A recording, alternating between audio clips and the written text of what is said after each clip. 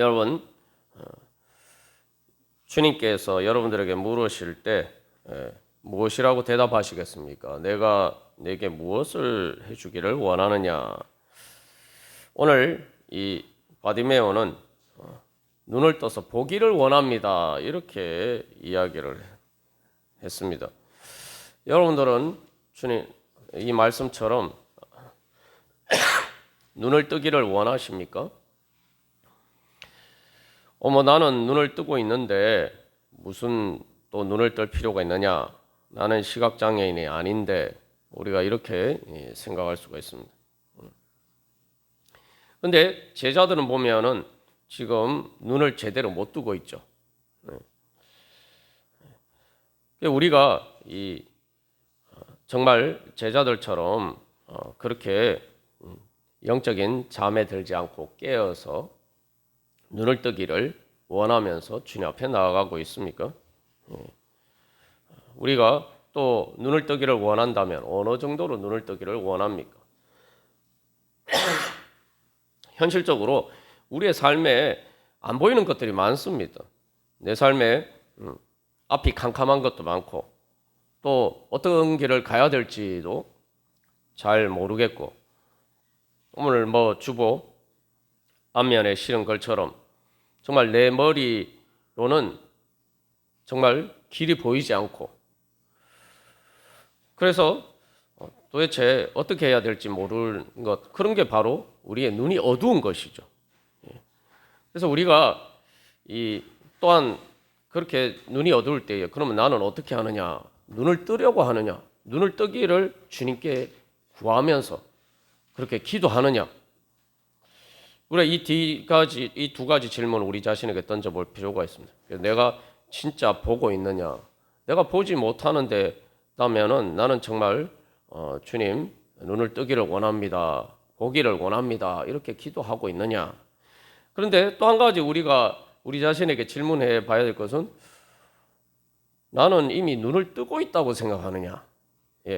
눈을 뜨고 있다고 생각하면은 아직도 눈이 어두운 겁니다. 왜냐하면은 하나님 나라의 영광을 우리가 완전히 다 보지 못하기 때문이죠.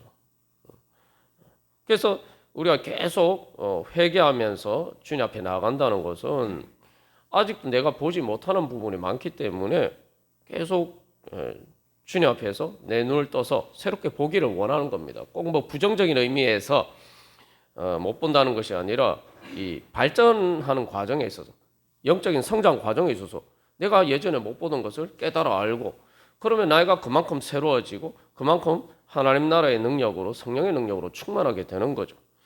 우리의 인생을 이제 돌이켜 보면은 우리가 이 과거의 우리의 삶과 지금을 돌이켜 보면은 이걸 잘 알 수가 있죠. 예전에는 내 눈에 안 보였는데 지금 시간이 지나고 나니까 내가 그 길을 지나고 나니까 우리의 눈에 보이는 것들이 너무 많죠. 그래서 내가 할 수만 있다면 그 과거로 돌아갈 수만 있다면은 내가 좀 다르게 해볼 수가 있었을 텐데 우리가 이런 생각이 드는 것들이 많습니다. 근데 이미 지나고 보이는 것은 이미 우리에게 기회를 놓친 것이죠. 우리가 거기에 비춰보면은 지금도 내가 잘 안다고 잘 보고 있다고 생각하는데 또 내가 보지 못하는 것들이 많다는 것을 우리가 알아야 됩니다. 그래서 우리는 어쨌든 간에 계속 주님 앞에서 주님 보기를 원합니다 하면서 주님 앞에 나가야 돼요. 우리의 신앙생활이라는 것이 그런 것입니다. 내가 이미 다 보고 있다고 생각하면 더 이상 신앙생활을 열심히 할 필요가 없죠. 신앙생활이라는 것이 주님 앞에 나가서 주님 보기를 원합니다 하면서 주님의 빛 가운데 나아가는 거죠. 왜냐하면 내가 내 눈에 안 보이기 때문에 주님께서 빛을 비추어 주셔야 된단 말이죠. 그래서 주님의 빛을 가리는 나도 모르는 내 안의 장애물들, 그래서 내 마음의 어두움을 만들어내고 있는 그런 것들을 하나씩 발견해서 주님의 빛 가운데서 그것을 깨닫고 그것을 제거하면은 그만큼 내 삶이 밝아지는 거예요. 내 마음이 밝아지고 그렇게 하나님 나라가 이루어지는 겁니다. 그러면 내가 갈수록 행복해지는 거죠. 그것이 하나님께서 우리에게 주시고자 하는 축복입니다.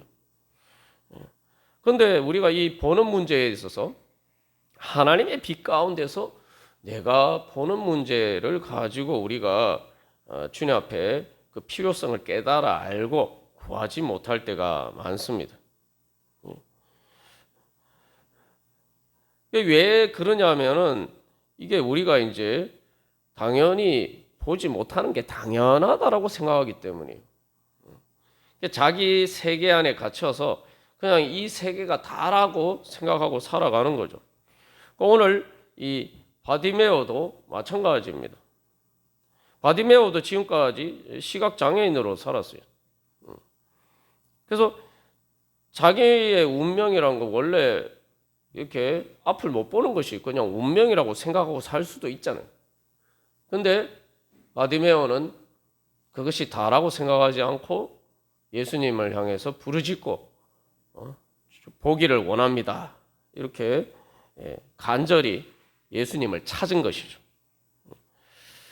오늘 이제 제자들을 보면은 우리의 이 시험이 어떻게 다가오는지를 잘 알 수가 있습니다.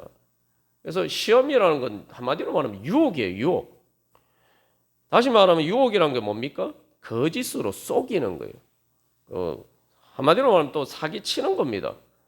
그러니까 이게 우리가 시험의 정체를 잘 알면은 우리가 시험을 아무렇지도 않게 이길 수가 있습니다. 우리가 뭐 여러 번 나눈 것처럼 이 보이스피싱 사기꾼에게 속지 않는 것과 마찬가지예요. 보이스피싱 사기꾼이라는 것을 알면은 더 이상 그 전화를 받고 두려워하고 그것 때문에 벌벌벌 떨면서 내 돈을 막 그 시키는 대로 갖다 붙이고 그런 일을 하지 않겠죠. 내가 그걸 아는 순간, 그 거짓을 아는 순간, 발견하는 순간 나는 거기서 자유하게 되는 거예요. 우리도 마찬가지입니다. 그래서 이 어떻게 우리에게 시험이 오는지, 어떻게 그것들이 우리의 영적인 눈을 어둡게 만드는지 우리가 이걸 잘 분별해야 됩니다. 오늘 여기 보면은 한마디로 말하면 이 죄와 사망의 악한 권세가 우리로 하여금 영적인 눈을 떠서 하나님을 보지 못하도록 자꾸 우리의 눈을 무겁게 만들어요. 오늘 말씀에 보면은 제자들이 왜 깨어서 기도하지 못했느냐 그 원인에 대해서 이야기를 할 때 눈이 심히 피곤했다 이렇게 얘기했어요. 여기 심히 피곤했다라고 하는데 이 말은 한마디로 말하면 무겁다는 말이에요. 무겁다. 무겁게 내리 짓누른다. 여기 심이라는 말을 특별히 붙였는데 왜냐하면 이게 그냥 무겁다라는 말이 아니라 무겁게 내리 짓누른다는 게 아니라 말 그대로 이게 영어로 하면 다운이죠. 아래로 막 이렇게 무겁게 내리 짓누르는 그런 의미를 가지고. 그래서 이게 그 무겁다라는 말을 더 강조해서 표현하고 있기 때문에 이제 심히 피곤하다고 이렇게 번역하고 있습니다. 그래서 우리로 하여금 영적인 눈을 뜨지 못하도록 우리의 영적인 눈이 감기도록 그래서 기도하지 못하도록 자꾸 이 죄와 사망의 권세가 우리를 무겁게 내리 짓누르는 거예요. 우리가 그 정체를 잘 알아야 됩니다. 그래서 그렇게 우리의 영적으로 우리가 깨어나지 못하도록 우리를 우리가 주님 앞에 기도하면서 나아가지 못하도록 그렇게 자꾸 우리를 억압하는 거죠. 바로가 이스라엘 백성들을 노예로 삼아서 하나님을 예배하지 못하도록 가로막은 것과 마찬가지입니다. 그래서 이스라엘 백성을 출애굽하려고 할 때 모세가 뭐라고 합니까? 출애굽하려고 하는 이유가 하나님을 섬기려고 하나님께 예배하려고 한다라고 이야기하죠. 그런데 바로는 그것을 계속 가로막고 방해를 합니다. 여기서 이제 눈이 무겁다는 게 진짜 단순히 피곤하다 이런 말이 아니라 내 마음이 무겁다는 거예요. 그래서 누가복음에서는 슬픔 때문에라고 이야기를 하고 있죠. 그래서 우리가 이것을 자꾸 착각하면 안 됩니다. 육신이 힘들어서 그렇다 이렇게 자꾸 착각하면 안 돼요. 우리의 육신이 무거운 게 아니라 우리의 마음을 속여서 죄와 사망의 권세가 우리를 내리 짓누르기 때문이죠. 우리가 세상에서 많은 일을 할 때 다 힘들지만 많은 일들을 합니다. 그런데 우리가 이 영적인 일, 하나님 앞에 나아가고 하나님께 기도하는 일에 있어서, 하나님을 찾는 일에 있어서 우리가 똑같이 생각하지 않는다 이 말이죠. 우리가 세상에 많은 일은 힘들지만 해야 된다라고 생각하고, 또 많은 경우 힘들지만 우리가 그 일을 합니다. 내가 아침에 뭐 피곤하다고 그냥 계속 누워 있을 수는 없잖아요. 대부분의 사람들은 그렇게 하지 않죠. 힘들어도 일어나요. 그러니까 여기서 이제 우리가 한 가지 깨달아 알아야 되는 것은, 내 마음에 부담감이 있고 싫어하는 마음이 있다고 해서 안 하는 것이 아니라는 거죠. 우리가 세상에 많은 일은 그렇게 하지 않습니다. 내 마음에 부담감이 있어도 해야 되는 일이니까 하는 거예요. 내가 살 길이니까 하는 겁니다. 영적인 일도 똑같은 거예요. 근데 우리가 자꾸 이렇게 이 죄와 사망의 악한 권세는 우리를 속여서, 내가 힘드니까 하지 말아야죠. 힘드니까 은혜를 못 받네? 아이고, 은혜를 받아야 되는데 은혜롭지 않네? 이렇게 해서 자꾸 이렇게 안 하려고 한단 말이죠. 힘든 마음을 자꾸 따라가는 거예요.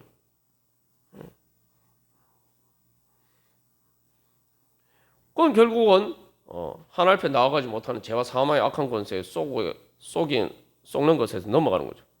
그러니까 우리가 이 은혜롭다 이 말을 오해를 하면 안 돼요. 내가 은혜를 받는다는 것은 내 감정적으로 막 기쁘고 즐겁고, 야 이거 좋네 이렇게 느낌을 받아야지, 이게 뭔가 이 은혜를 받는다 우리가 이렇게 생각하는데, 여러분 그렇게 신앙생활 할 것 같으면 아무도 신앙생활 할 수 있는 사람이 없어요. 신앙적 교회 나오는 것 자체부터, 우리가 예수 믿고 처음 교회 나오면은 교회 나오는 것 자체가 엄청 부담 아닙니까? 제가 뭐 여러 번 간증을 한 것처럼, 저도 제 일생에서 최고의 그 천국의 행복을 주시는 하나님의 은혜를 받을 때에 그냥 싫은 정도가 아니고 죽기보다 더 싫었어요.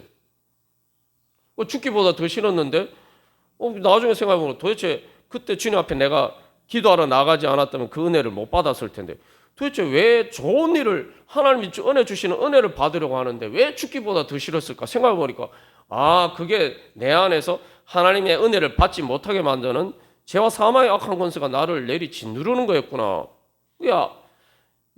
그것을 그 정체를 알게 되죠. 우리가 마찬가지로 그 정체를 알아야 돼요. 내가 하나님 앞에 나가는 것은 은혜 받으러 나가는 겁니다. 하나님 앞에 은혜 받으러 나가는 건데 왜 그것을 가로막습니까? 왜 그게 싫습니까? 그 싫은 마음은 도대체 어디서 오는 거예요? 우리가 그 정도는 상식적으로 분별을 해야 되죠. 그런데 이게 지극히 어떻게 조금만 생각해 보면 지극히 상식적인 이야기인데, 우리가 그 상식을 따라 행하지 않는단 말이죠. 보이스피싱 사기꾼이 쏘올 때, 어떤 검사가 직접 그 피고인한테 피의자한테 전화를 해가지고 뭐 통장에 붙여라 뭐 그런 얘기를 하는 검사가, 대한민국 검사가 어디 있습니까? 그런 일을 해도 검사는 그런 일을 안 합니다. 밑에 보통 계장이라고 하는 그 수사관이 하지, 수사관이나 비서가 하지, 뭐 검사가 누가 직접 그런 일로 전화를 해서 그렇게 하는 게 어디 있습니까? 조금만 상식적으로 생각해 보면 알 수가 있는 일인데, 막상 그 일을 당하면 다 잊어먹는단 말이죠. 그런 생각을 못 한다 이 말이죠. 그러니까 하나님이 기도하러 나와라 하나님 부르시는데, 하나님이 뭐 우리를 뭐 잡아 죽이려고, 우리한테 아무 유익이 없는데 우리한테 해를 끼치시려고, 뭐 해는 끼치지 않더라도 뭐 우리한테 아무 유익이 없는데 하나님이 뭐라고 말씀하시는 건 하나도 없어요. 그래서 성경에 분명히 이야기하고 있습니다. 하나님은 오직 우리의 유익을 위해서 말씀하신다고 그랬어요. 하나님은 오직 우리의 유익을 위해서 징계하신다고 그랬어요. 분명히 강조해서 그냥 우리의 유익을 위해서가 아니라 하나님은 오직 우리의 유익을 위해서. 우리가 하나님 그렇게 믿어야 되지 않겠습니까? 하나님 선하시고 인자하신 분이 그렇게 우리에게 말씀하시면은, 이거 무조건 빨리 눈치를 채야죠. 그게 영적으로 깨어 있는 거예요.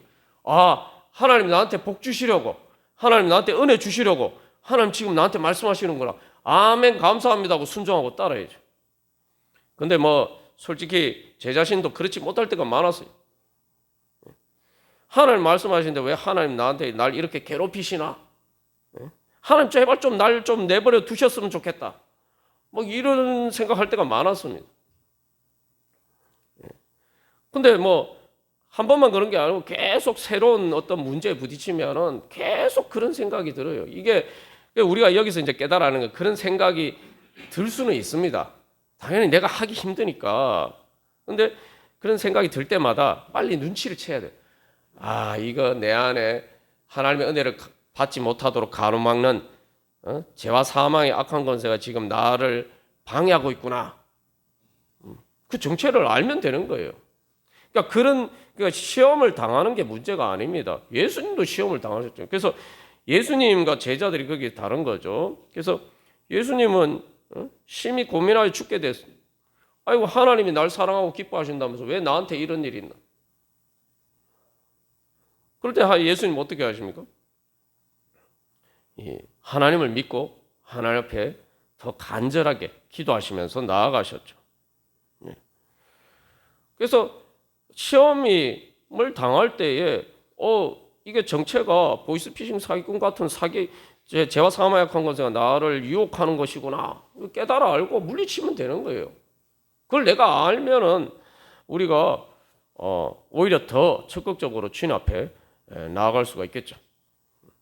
그래서 이 죄와 사망의 권세가 뭐냐? 죽음을 초월하는 하나님을 향해서 나아가지 못하도록 가로막는 겁니다. 사탄의 정체가 뭐냐? 죽음을 초월하는 하나님의 부활의 능력을 믿지 못하게 만드는 거예요. 우리가 신앙생활 할 때에 웬만큼 하는 것은 세상에 예수를 안 믿어도 내가 할 수 있는 것들, 세상이 줄 수 있는 것, 그러니까 하나님이만이 아니라 세상도 줄 수 있는 것은 그런 것을 우리가 받을 때는 마귀가 그냥 내버려 둡니다. 많은 경우. 왜냐하면 그건 신경 쓸 필요가 없거든요. 아무리 그렇게 해봐야 결국은 죄와 사망의 권세 아래 있기 때문에 그거는 별로 신경 쓸 필요가 없어요. 그런데 세상이 줄 수 없는 것, 하나님만이 주실 수 있는 것, 살아계신 하나님만이 주실 수 있는 것, 그것을 우리가 받으려고 하면은 마귀는 길을 쓰고 방해합니다. 그거 받으면 큰일 나니까요. 그게 뭡니까? 그 부활의 능력이에요. 우리가 마지막 날 부활하고 죽어서 천국 가는 것뿐만 아니라 이 땅에서도 마찬가지.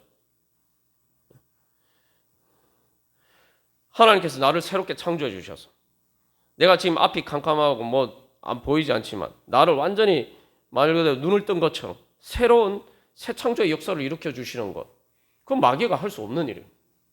또 마귀는 그렇게 되기를 원하지도 않고 그렇게 되면 오히려 큰일 나는 거죠. 그런 일을 하려고 하면은 마귀는 길을 쓰고 방해를 합니다. 그래서 어떤 생각이 들게 하냐면 이거 이렇게 하다 죽는다.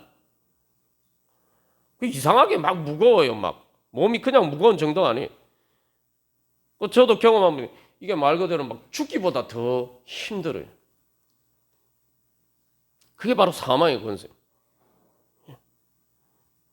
그래서 나를 말 그대로 죽이려고 하는 거예요. 그래서 그 무거운 짐으로 나를 막 무겁게 짓누르는 겁니다. 여기서 중요한 것은 무거운 짐이 문제가 아닙니다. 무거운 짐이 우리의 눈을 뜨지 못하도록 무겁게 짓누르는 게 문제예요. 우리의 걱정이나 근심이나 염려나 우리의 모든 슬픔이나 우리를 절망하게 하는 것들, 그러한 무거운 짐들이 있을 때 그 무거운 짐을 주님께 가지고 나아가서 주님께 맡기면 되는 거예요. 믿음의 능력으로 그것을 능히 감당할 수 있으면 되는 겁니다. 문제는 뭐냐 하면 그렇게 되지 못하도록 그 무거운 짐을 통해서 우리의 영적인 눈을 떠서 하나님 앞에 그것을 갖다 맡기고 그래서 거기 그 짐을 에서 자유할 수 있도록 그렇게 하나님의 능력을 받지 못하도록 우리의 눈을 자꾸 무겁게 내리 짓누르는 게 문제예요. 그래서 이 눈이 문제예요. 눈. 그래서 여기서 단순히 그냥 그들의 눈이 심히 피곤함이라 이렇게 이야기하는 게 아니라 이게 영적인 의미로 바로 눈을 기도하면서 영적인 눈을 뜨지 못하도록 무겁게 내리 짓누르는 겁니다.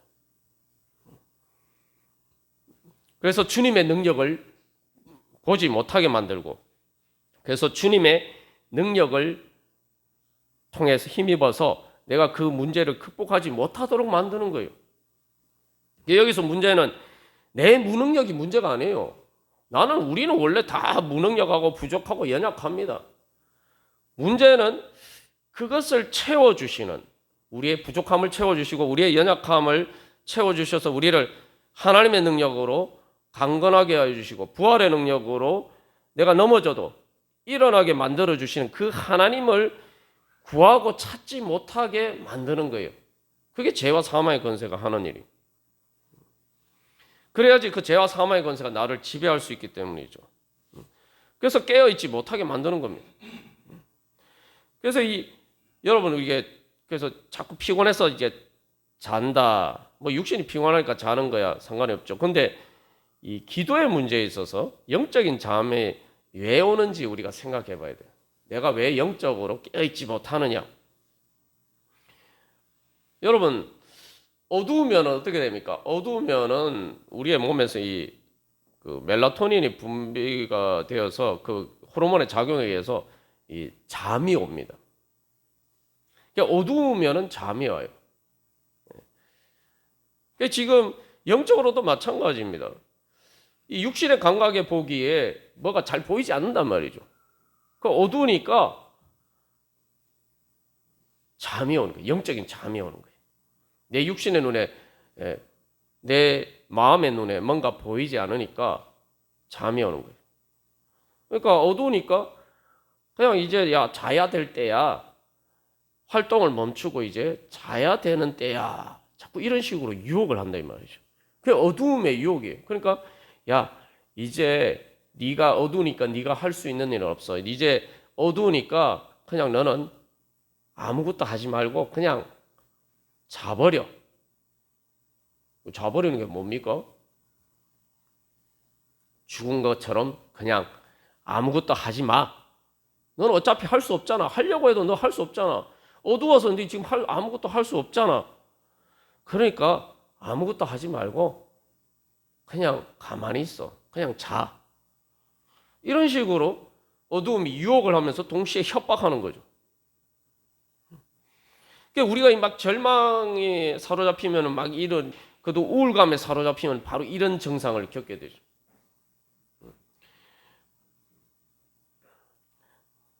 그래서 단순히 육신의 잠이 문제가 아니라 이게 왜 이제 잠이 오냐, 영적인 잠이 오냐.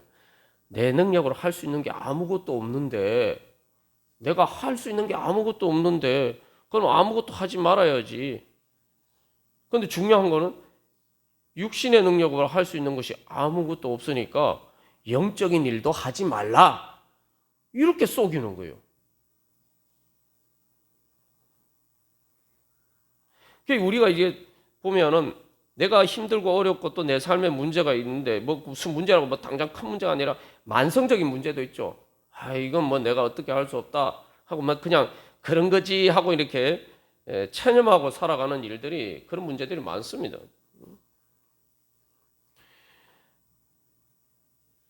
근데 그런 일이 아니라 힘든 일이 있을 때 우리가 생각하면 힘든 일이 있으면 주님 앞에 나와서 열심히 기도하고 간구하겠지.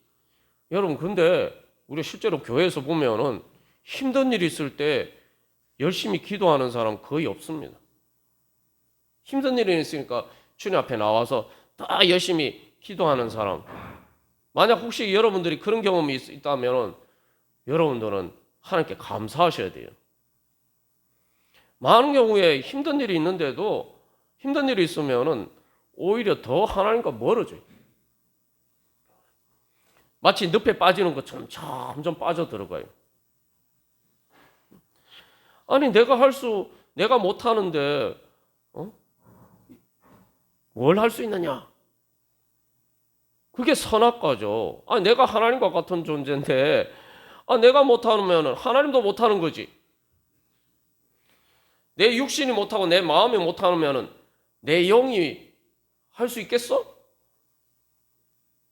이렇게 우리 자신을 자꾸 속이는 거죠. 그러니까 이게 우리 안에서 싸우는 거예요. 우리 안에 영적인 전쟁이 다른 게 아니라 그거예요. 이 우리의 육신과 우리의 마음이, 그러니까 인간의 한계 안에 있는, 인간의 능력의 한계 안에서밖에 생각하지 못하는 죽음의 한계 안에 갇혀 있는 내 육신의 생각이 우리의 영을 자꾸 억압하는 거예요. 내가 못하는데 네가 할 수 있다고? 네가 나보다 더 강하다고? 내가 못하니까 너도 할 수 없어. 자꾸 이렇게 우리의 영을 억압하는 거예요. 우리 마음 안에 그 하나님을 갈망하는 영을 자꾸 억압하는 거예요. 그게 뭡니까? 결국은 시기 질투하고 한 거죠. 가인과 아벨의 사건이 그런 것 아닙니까? 그래서 가인이 자기보다 하나님께 제대로 제사를 드려서 하나님의 응답을 받은 아벨을 시기 질투해서 아벨을 죽였지 않습니까? 우리 마음 안에 그렇게 죄와 사망의 권세가 가인처럼 우리 안에 있는 아벨, 하나님께 예배하고 하나님께 기도함으로써 하나님께 나아가 영과 진리로 예배함으로 하나님 나라의 능력을 힘입고자 하는 우리의 영을 죽이려 한다는 거예요. 공격하는 거예요. 근데 그게 우리가 같이 부안해동해서 우리가 그 편을 들어주면은 우리가 이제 시험에 빠지는 거죠.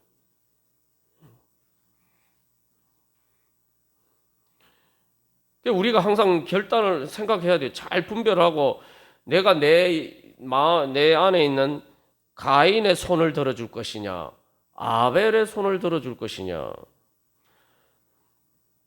하나님은 아벨 이후에 모든 그 피 흘린, 억울하게 피 흘린 그 피를 하나님께서 갚아주셔서 예수님 부활하게 해주셨어요. 부활로 응답해 주셨어요. 아벨이 죽은 것처럼 보이지만 아벨 위에 수많은 의인들이, 하나님의 사람들이 억압당하고 때로는 순교하고 죽었지만, 그러니까 그 모든 것을 대표하는 분이 이 예수님. 근데 그 예수님을 하나님께서는 부활하게 해주셨어요. 그러니까 이제 내가 그 하나님의 부활을 바라보고 일어날 것이냐, 그냥 내 안에 있는 죄와 사망의 강건세가 날 막 공격하니까 그냥 두 손 두 발 다 들고 그래 나는 어쩔 수 없어, 나는 할 수 없어 하면서 항복하고 포기할 것이냐.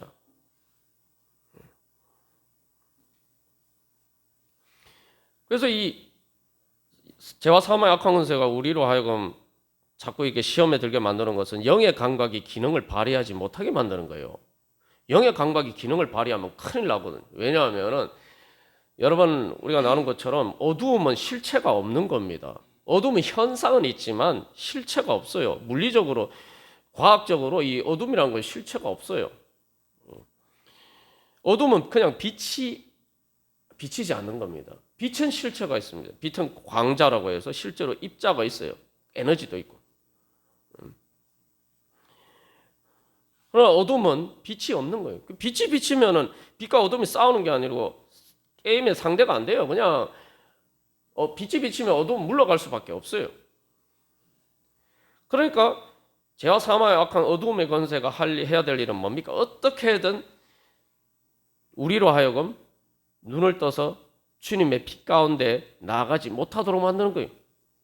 왜냐하면 우리가 하나님 앞에 나가면 큰일 나니까요. 이게 어떻게 해볼 수 있는 방법이 없어요. 그러니까 여기서 우리가 한 가지 깨달으면, 우리가 정말 방법이 없다 이렇게 생각할 때 하나님을 바라보면은 오히려 반대예요.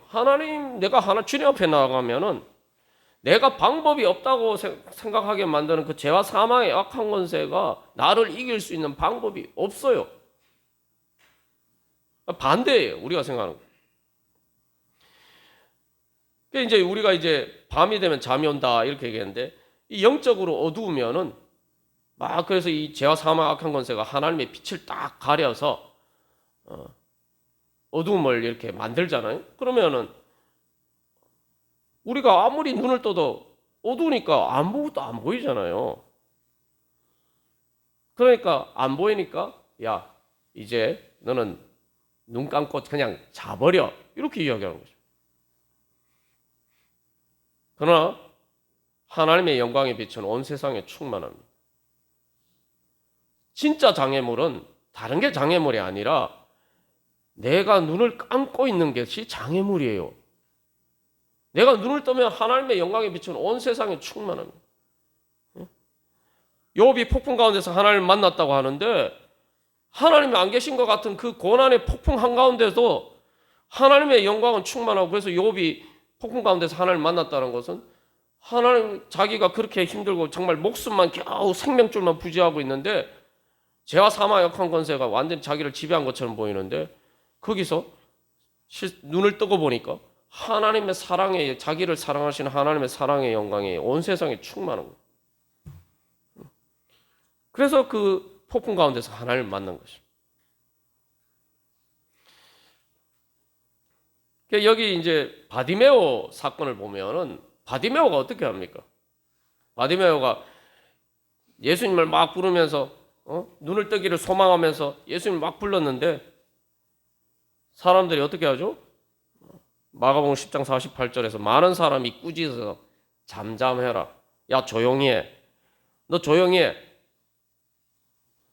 그러니까 바디메오가 어떻게 합니까? 그가 더 크게 소리 질러. 잠잠하라고 조용히 하라고 하는데 더 크게 소리를 질렀다.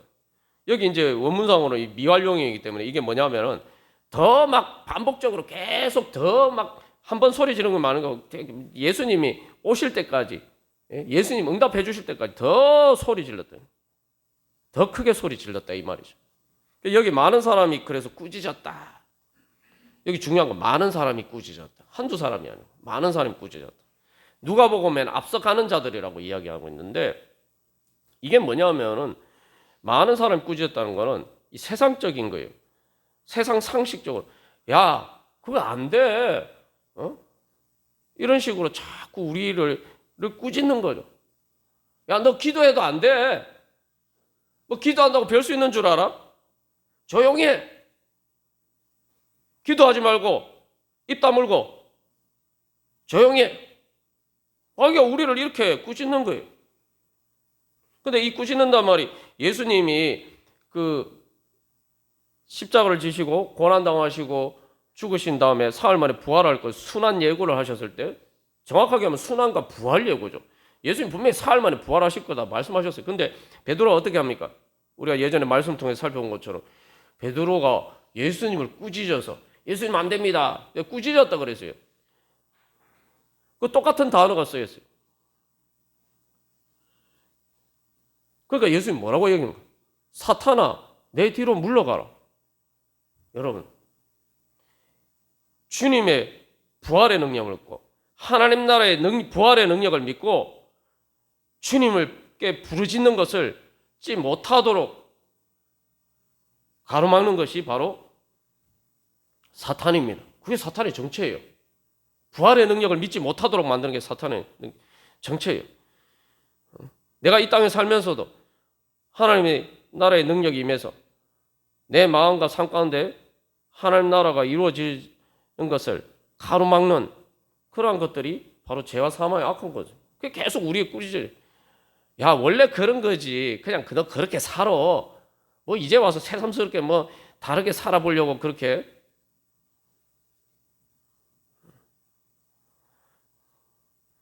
우리가 이 땅에 살면서 하나님 나라의 은혜와 능력을 누리지 못하도록 만드는 거죠. 계속 그렇게 꾸짖어요. 그럴 때마다 우리가 이 예수님의 말씀을 따라서 사탄아, 내 뒤로 물러가라. 나는 주님을 믿고 앞으로 여호수아 갈렙처럼 담대하게 믿음의 용기로 예수님을 따라서 전진하고 하나님 나라 이루어 갈 것이다. 주님, 그래서 바디메오처럼 그래서 거기에 굴복하지 않고 더 크게 소리 질러서 부르짖으면서 주님께 나아가야 돼요. 그러면 되는 겁니다. 제 인생에서도 보면 하나님의 새 창조의 역사들이 진짜 말 그대로 인생을 돌이켜 보면 이게 새 창조의 역사예요. 이 세상 사람들 보기에도 기적 같은 일이 제 삶에 일어났는데 뭐 그래서 이 안 믿는 예수님 안 믿는 동네 사람들도 다 알아요. 뭐 한 번만 그런 게 아니고 우리 가정에 그런 일이 일어났는데 가만 돌이켜 보면은 도대체 어떻게 그런 일이 일어났나? 이유가 없어요. 그냥 단 하나뿐입니다. 예수님이 겟세마네 동산에 기도하신 것처럼 힘드니까 정말 어떤 때는 망할 것처럼 이제 다 끝난 것처럼 보일 때 주님 앞에 나가서 주님께서 불러주셔서 기도하게 하시고 그것밖에 없어요. 그래서 주님의 부르심에 따라서 기도한 것밖에 없어요. 주님 앞에 부르짖고 기도한 것밖에 없어요. 다른 능력이 있는 게 아니라 그게 바로 하나님 나라의 능력입니다. 내가 능력이 없으니까 하나님 나라의 능력을 받는 거죠. 여러분 그게 기도고 그래서 우리가 예수님처럼 그렇게 기도하면서 나아가서 그걸 이기면은 이제는 부활의 새 창조의 역사가 일어나요. 내가 지금까지 경험하지 못한 내가 구하거나 생각하는 것에 더 넘치도록 능히 채워주시는 내가 생각도 안 하고 기대도 안 하고 심지어 내가 상상도 한 번도 해보지도 않은 그러한 하나님의 새 창조의 역사가 일어납니다. 하나님은 우리에게 그런 일을 주시기를 원하십니다. 하나님은 뭐 시시하게 세상이 줄 수 있는 예수 안 믿는 사람들도 다 할 수 있는 뭐 그런 거 시시한 거 주시려고 우리를 주님 앞에 부르신 게 아니에요. 세상이 줄 수 없는 것, 죽음을 넘어서는 부활과 천국의 은혜, 하나님 나라의 그 은혜와 능력, 생명의 능력을 주시기 위해서 우리를 부르신 거예요. 여러분 믿으십니까? 우리가 오늘도 그렇게 믿고 주님 앞에 나아갈 때 주님께서 우리의 바디메어에게 눈을 뜨게 해주신 것처럼 우리의 영적인 눈을 새롭게 뜨게 해주셔서 우리 안에 새로운 하나님의 새 창조의 역사가 일어날 줄로 믿습니다. 우리 그런 은혜 소망하면서 우리 한 주간 기도문 같이 교독하고 같이 기도하겠습니다. 1번 제가 먼저 읽겠습니다. 하나님의 부르심을 외면하고 멀리하며 피하지 않게 하소서.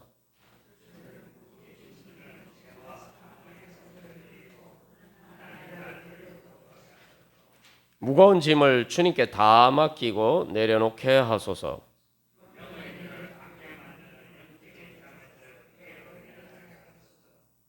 어두울수록 영의 눈을 떠서 하나님 나라의 영광을 보게 하소서. 힘들수록 더욱더 힘써서 더 힘차게 소망으로 기도하며 열심히 하나님을 구하고 찾게 하소서. 아멘. 우리 이 시간 하나님 아빠 아버지 크게 외치고 우리 같이 기도하시겠습니다. 하나님 아빠 아버지